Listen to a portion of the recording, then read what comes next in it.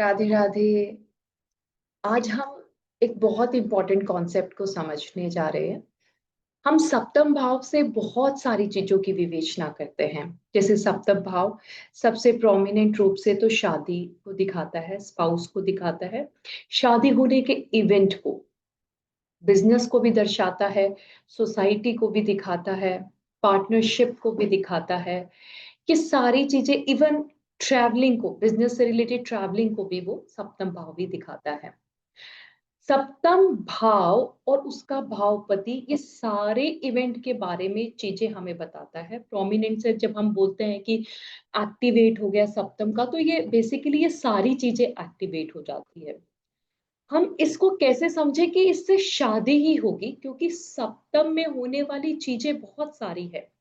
पर सप्तम के इवेंट जो अलग अलग है, जैसे कि शादी, उनके कारक यानी कि कार्य करने वाले प्लैनेट एकदम अलग हो जाते हैं।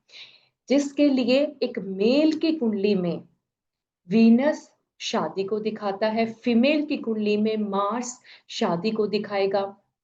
पार्टनरशिप के लिए मरकरी, बिजनेस मरकरी के संदर्भ में हम देखेंगे।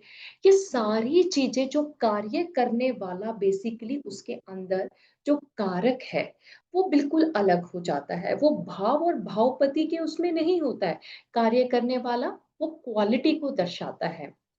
वीनस शादी के रिलेशनशिप यानी कि उसकी क्वालिटी को दर्शाने वाला प्लैनेट है। वीनस का कहीं पर भी मेलेफिक भाव से संबंध होना, किसी भी तरीके से मेलेफिक प्लैनेट्स के साथ संबंध होना, ये रिलेशनशिप में गड़बड़ को बिल्कुल साफ तरीके से दिखा देता है।